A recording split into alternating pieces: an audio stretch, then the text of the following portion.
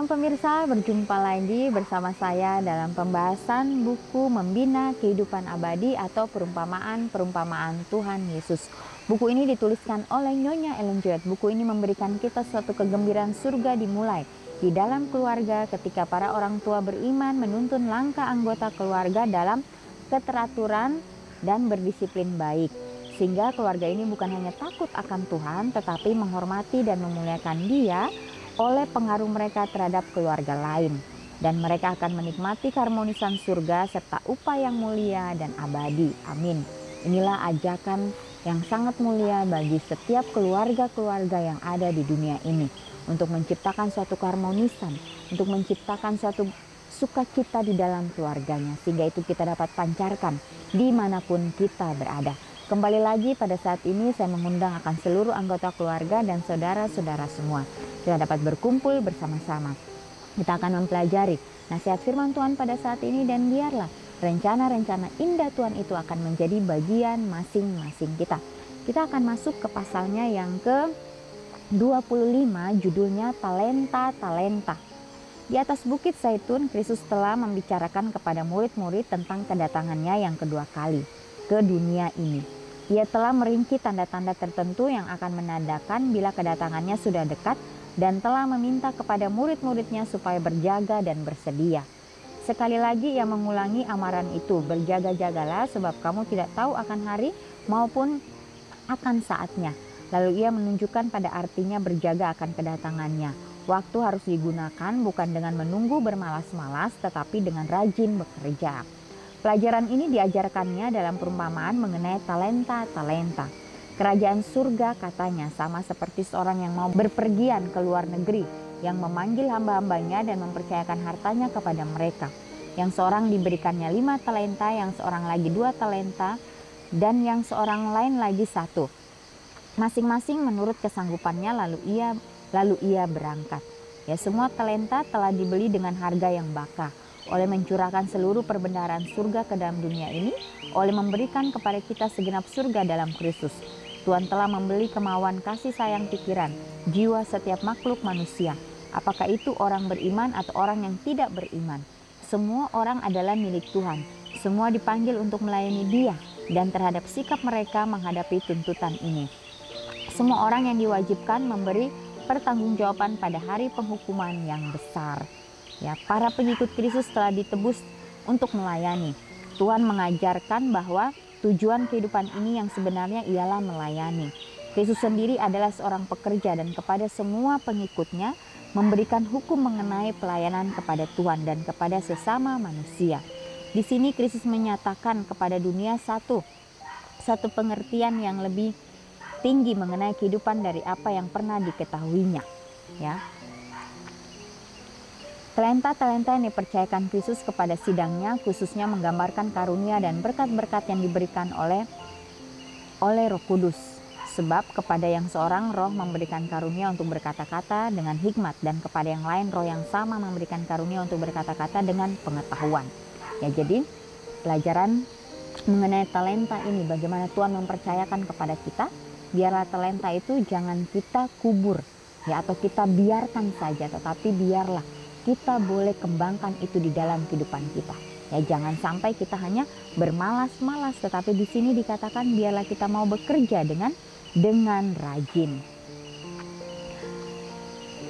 Kepada setiap orang Tuhan telah memberikan menurut kesanggupannya. Talenta-talenta itu dibagikan bukan untuk bertingkah. Orang yang mempunyai kesanggupan untuk menggunakan 5 talenta menerima 5. Orang yang hanya dapat menggunakan 2 menerima 2. Orang yang dapat menggunakan 1 talenta dengan bijaksana menerima 1. Ya, tidak seorang pun perlu mengeluh karena tidak menerima karunia yang lebih banyak. Ya, jadi biarlah ya semuanya itu kita dapat pertanggungjawabkan di hadapan Tuhan saja. Talenta betapa sedikit sekalipun harus digunakan. Pertanyaan yang paling mengkhawatirkan kita bukanlah berapa banyak telah saya terima, melainkan apakah yang saya perbuat dengan apa yang saya punyai. Perkembangkan segala kemampuan kita adalah kewajiban yang pertama yang menjadi utang kita kepada Tuhan dan kepada sesama manusia. Ya, jadi begitu indah nasihat firman Tuhan pada saat ini. Walaupun kita hanya mempunyai ya 1 talenta. Tetapi bila kita kembangkan itu dengan penuh sukacita, maka disitulah kehadiran Tuhan dapat kita rasakan di dalam kehidupan kita masing-masing. Tuhan telah menerima orang yang mempunyai ketetapan tujuan cita-cita tinggi. Ia menempatkan setiap manusia di bawah kewajiban untuk bekerja sebaik-baiknya. Ya, banyak orang yang dinilai Tuhan memenuhi syarat untuk melaksanakan pekerjaan yang luar biasa, namun melaksanakan sedikit sekali sebab mereka berusaha sedikit pula. Ya. Tabiat yang dibentuk menurut rupa ilahi adalah satu-satunya harta yang dapat kita bawa serta dari dunia ini ke dunia mendatang. Orang yang berada di bawah pengajaran Kristus dalam dunia ini akan membawa serta setiap perolehan ilahi ke rumah semawi itu. Jadi biarlah kita mau melatih ya tabiat kita mulai dari sekarang. Jadi pada kedatangannya Tuhan akan menyempurnakan itu. Ya, Tuhan tidak mengubah, tetapi Dia akan menyempurnakan setiap karakter di dalam kehidupan kita. Tuhan ingin agar kita mendapat segala pendidikan yang mungkin dengan tujuan di depan untuk menyampaikan pengetahuan kita kepada orang lain.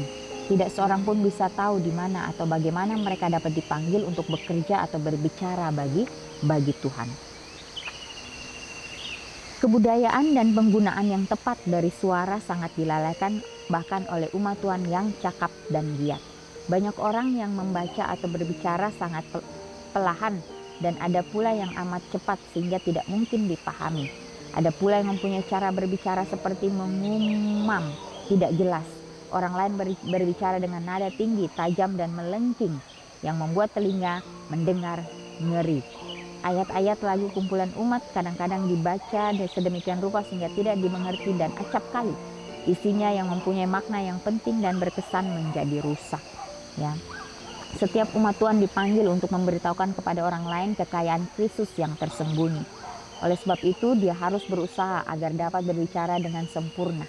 Ia harus menyampaikan firman Tuhan dalam satu cara yang akan membuatnya dihargai oleh para pendengarnya. Ya.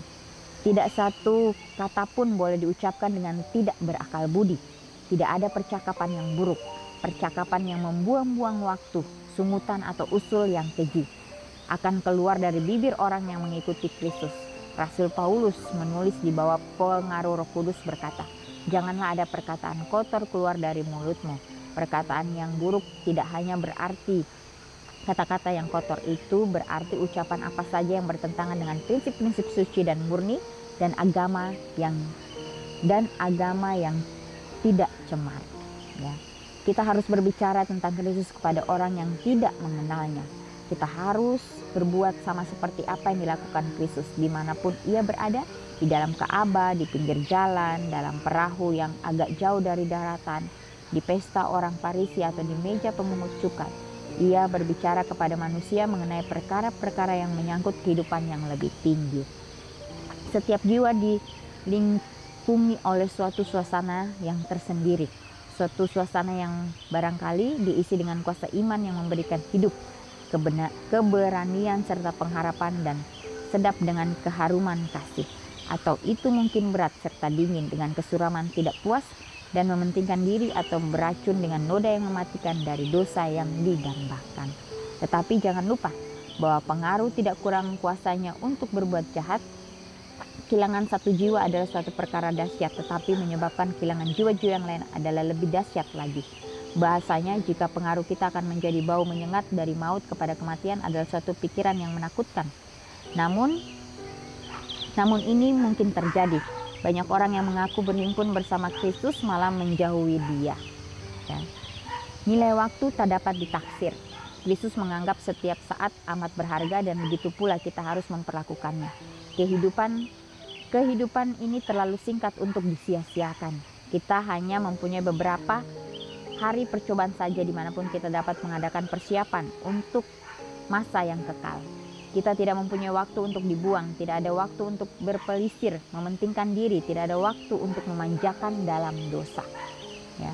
Jadi waktu kita biarlah kita pergunakan hanya untuk menjalankan setiap perintah-perintah Tuhan di dalam kehidupan kita. Orang yang menghargai waktu sebagai hari kerjanya akan melayakan dirinya untuk mendapat rumah dan kehidupan yang bakah. Tetapi waktu yang dibuang-buang tidak pernah dapat dikembalikan, kita tidak dapat memanggil kembali bahkan sejenak sekalipun. Satu-satunya cara kita dapat menembus waktu kita ialah oleh menggunakan waktu yang sisa dengan sebaik-baiknya. Oleh menjadi pekerja-pekerja bersama Tuhan dalam rencana yang besar pada penebusan. Tetapi adalah merupakan kesempatan dan kewajiban dari semua orang yang sehat dan kuat untuk memberikan pelayanan yang aktif kepada Tuhan. Semua orang harus bekerja, menarik jiwa-jiwa kepada Kristus. Sumbangan-sumbangan uang tidak dapat menggantikan hal itu. Ya, biarlah kita mempergunakan waktu kita dengan sebaik-baiknya, meminta akan tuntunan Tuhan untuk menjadi bagian kita. Waktu disia-siakan oleh banyak anak-anak dan orang muda yang sebenarnya dapat digunakan untuk meringankan beban rumah tangga, dan dengan demikian dapat menunjukkan perhatian kasih sayang kepada Bapa dan Ibu. Orang muda dapat memikul banyak tanggung jawab di atas bahunya yang kuat yang harus dipikul seseorang. Jadi betapa pentingnya kita berada di rumah tangga kita untuk saling menolong satu dengan yang lain. Jangan kita hanya mau ingin kepelisiran dunia saja, sehingga kita melupakan keluarga kita. Kembali lagi di dalam kesehatan adalah berkat yang dihargai oleh beberapa orang saja. Namun sebagian besar dari keberhasilan mental dan jasmani bergantung di atasnya. Dorongan hati kita serta hawa nafsu adalah tempatnya dalam tubuh kita. Dan itu harus dipelihara dalam keadaan yang terbaik secara jasmani di bawah pengaruh yang paling rohani. Agar talenta-talenta kita digunakan sebaik-baiknya. Kita harus mengasihi Tuhan. Tidak hanya dengan segenap hati, pikiran, dan jiwa, tetapi dengan segala kekuatan. Ini meliputi penggunaan sepenuhnya dari kekuatan pikiran dan tubuh. Tuhan ingin agar pekerja-pekerjanya dalam setiap bidang akan memandang Dia sebagai pemberi dari segala sesuatu yang mereka miliki. Segala penemuan dan perkembangan bersumber pada Dia yang memberikan nasihat yang baik dan mahir dalam pekerjaan. Tuhan ingin mempercayakan berkat atau uang kepada manusia. Ia memberikan kuasa kepada mereka supaya dapat mencari kekayaan. Ia mengairi bumi dengan embun dari surga dan dengan hujan yang menyegarkan. Ia memberikan sinar matahari yang menghangatkan bumi, menghidupkan benda-benda alam dan menjadikannya berkembang dan mengeluarkan buah dan meminta pengembalian miliknya. Uang kita bukannya diberikan kepada kita agar kita dapat menghormati dan memuliakan diri kita sendiri. Ya, kita harus ingat ini. Sebagai penata-layan yang setia, kita harus menggunakannya demi kehormatan dan kemuliaan Tuhan. Ada orang yang mengira bahwa hanya sebagian saja dari uangnya milik Tuhan. Bila mereka mengasingkan sebagian untuk tujuan yang bersifat rohani, mereka menganggap sisanya adalah milik mereka. Ya, jadi berkat itu atau uang yang Tuhan berikan kepada kita itu seutuhnya semuanya adalah milik Tuhan. Kasih sayang, pendorong-pendorong hati yang dermawan dan pengertian yang cepat atas perkara-perkara rohani adalah talenta-talenta berharga dan menempatkan si pemilik di bawah tanggung jawab yang berat. Ya, jadi semua harus digunakan dalam pekerjaan Tuhan, tetapi dalam hal ini banyak orang keliru. Ya. Talenta-talenta yang digunakan itulah talenta-talenta yang dilipat gandakan. Sukses bukanlah hasil dari suatu kebetulan atau nasib, itu merupakan hasil pimpinan Tuhan. Ya, jadi sukses itu bukanlah kebetulan atau nasib, tetapi itu adalah pimpinan Tuhan terhadap setiap umat manusia. Setiap usaha yang diadakan buat Kristus akan menghasilkan berkat kepada diri kita sendiri jika kita menggunakan apa yang kita miliki untuk kemuliaannya. Ya, orang yang memiliki pemberian yang paling sedikit, yang membiarkan talentanya tidak dikembangkan, dalam kisah ini diberi amaran kepada semua orang yang merasa bahwa anugerah yang kecil memaafkan mereka dari pekerjaan bagi Kristus. Jika mereka dapat melakukan perkara yang besar, betapa senangnya mereka menerimanya. Sebab mereka hanya dapat melakukan perkara-perkara yang kecil, mereka merasa dirinya dapat dibenarkan untuk tidak berbuat apa-apa. Dalam perkara ini mereka salah. Ya, biarpun talenta itu sangat kecil, tetapi bila dipergunakan dengan baik, maka itu akan menjadi berkat bagi diri kita dan juga menjadi berkat bagi orang lain. Kehidupan Kristus di dunia ini mengajarkan suatu pelajaran mengenai perhatian yang seksama kepada perkara-perkara yang kecil. Pekerjaan penebusan yang besar terus-menerus menekan di atas jiwanya. Bila ia mengajar dan menyembuhkan segenap tenaga pikiran dan tubuh dibebani sampai puncaknya. Namun demikian ia memperhatikan perkara-perkara yang kecil ini dalam hidup dan di alam. Ya, jadi kebenaran-kebenaran yang besar harus dibawa ke dalam perkara-perkara yang kecil. Ya, agama yang praktis harus dijalankan sampai kepada kewajiban-kewajiban yang kecil dari kehidupan kita sehari-hari. Ya, inilah ajakan-ajakan kita. Ya, jangan sampai ya talenta-talenta yang Tuhan sudah percayakan kepada kita itu Tuhan mengambilnya daripada kita. Ya. Banyak orang yang mengaku sebagai orang beragama, melalaikan tuntutan Tuhan, dan meski demikian mereka tidak merasa bahwa dalam hal ini ada kekeliruan. Ya, jadi jangan sampai kita diragukan ya sehingga kita mendapatkan kekeliruan. Ya, biarlah kita percaya sepenuhnya hanya kepada Tuhan saja. Ya, dikatakan dalam tabiatnya sendiri mereka sudah menyadari hukum sebagai akibatnya. Ambillah talenta itu daripadanya. Ya, jika kita menyalahgunakannya, maka Tuhan akan mengambil daripada kita. Dan disitulah bagaimana Tuhan mengatakan, campakkanlah hamba yang tidak berguna itu ke dalam kegelapan yang paling gelap, menempatkan meterai surga atas pilihan yang telah dibuat mereka sendiri untuk selama-lamanya. Ya, biarlah kita dapat pergunakan talenta kita dengan sebaik-baiknya, sehingga Tuhan kita mengatakan, hai hambaku yang setia, masuklah ke dalam kebahagiaan Tuhanmu. Ya, inilah yang ingin kita dengar. Ya, sehingga kita pun mendapatkan akan sukacita surga di dalam kehidupan kita. Ya pemirsa, inilah nasihat firman Tuhan mengenai talenta-talenta.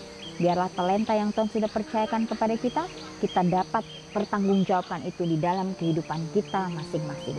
Kita akan berjumpa lagi di kesempatan yang berikutnya dan Tuhan memberkati.